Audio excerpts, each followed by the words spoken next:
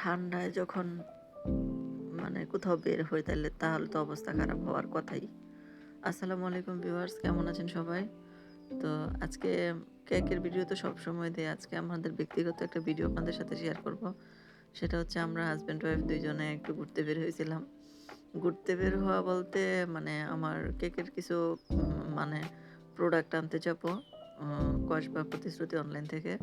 তো এখানে যাওয়ার পরে যখন আমি মালামাল সবগুলা নিয়ে নিলাম। নেওয়ার পরে সুজন ভাইকে বলতেছি, "ভাইয়া চলেন পিজ্জা খাবো।" তো এখানে কসবাতে আপনার একটা নতুন পিজ্জা শপ হইছে কিং পিজ্জা নামে।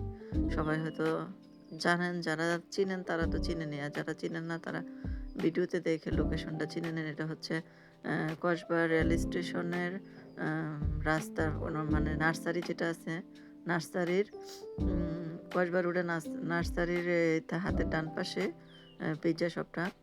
রেল স্টেশনের সাথে পুলিশ সুপারের কার্যালয়ের আরেকটু পূর্ব পাশে। তো যাই হোক, আপনারা এখানে ফ্যামিলি নিয়ে বা আপনার গার্লফ্রেন্ড নিয়েও সেখানে যেতে পারেন, সমস্যা নাই। তো এখানে যাওয়ার পরে পরিবেশটা অনেক সুন্দর লাগছে। আর পিজ্জা অর্ডার দেওয়ার পরে যখন অর্ডার করলাম তখন তো বসে আছি। আমার জামাইকে বললাম যে একটু ভিডিও করে নিয়ে আসো। ও তো বাহিরের ভিডিও করতে করতেই সময় নষ্ট করে দিছে। যাই হোক, রাতের বেলা পরিবেশটা দেখতে আরও সুন্দর লাগছে। তো পিজ্জা শপটা আপনার বিকাল ৪টা থেকে রাত ১০টা পর্যন্ত ওপেন থাকে মেবি। তো এখানে খুবই সুন্দর পরিবেশ, মনোরম। এই মানে প্লেসটা খুবই ভালো লাগছে। মানে নরমালের মধ্যে গর্জিয়াস যেটা বলে আর কি। এত বেশি এখানে প্রায়োরিটি হচ্ছে যে অনেক দেখা গেছে, যেটা খেয়াল করলাম, মানে মেইন বিষয়টা হচ্ছে এখানে ওনারা জায়গা দিতে পারতেছে না মানে কাস্টমার। আচ্ছা যাই হোক, ভিতরের পরিবেশটা আপনাকে দেখাই। এখানে সামনে তাদের বসার প্লেস, তারপরে হয়তো বা ভিতরে বসার স্পেস দিতে পারতেছে না, ওই কারণে আর একটু জায়গা করে নিছে। এটা হচ্ছে একটা গাছটা অথবা কাটতে পারে নাই, কিন্তু এটা ডেকোরেশনটা অনেক সুন্দর ছিল। এই যে পিছনে আপনার ইয়ে যেখানে ওনারা বেক করে আর কি, পিজ্জা বেক করে যেখানে এখানে। আর এটা হচ্ছে আপনার ভিতরের দৃশ্য। যাই হোক, ও ভিডিও করতে করতে মনে করেন যে ওরে বলছি আমি শপের ভিডিও করতে, ও নিজের ভিডিও করতে গেছে। তখন আমি ওর হাত থেকে, আর এখানে সুজন ভাই উনি ফোনে হয়তো ওনার মানে পরিচিত কারোর সাথে হয়তো কথা বলতেছে। ভাইয়ারও ভিডিও করে নিল। এখানে আমার জামাই দেখেন না নিজে কীভাবে মস্তানি করে ভিডিও করতেছে, মনে হয় যে সেলিব্রিটি।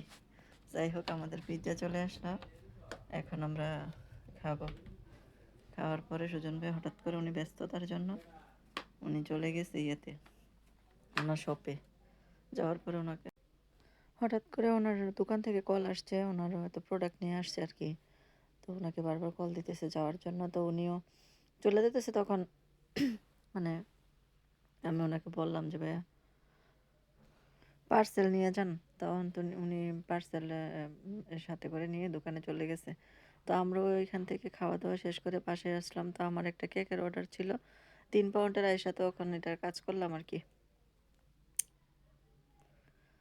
তো এটার ভিডিওটা আপনাদের সাথে শেয়ার করব যখন আমি মানে বানানোর রেসিপিটা আপনাদের সাথে শেয়ার করি নাই, কারণ অনেক ব্যস্ত ছিলাম যে বাসায় এসে ভিডিও করবো, তখন আর টাইম পাই নাই। মানে এত ঠান্ডা ছিল, এই ঠান্ডার মধ্যে বাসায় আইসা মানে আমার একদম পরের দিনে মনে করেন যে মানে ঠান্ডা জ্বরে নাক মুখ একদম বন্ধ হয়ে আছে।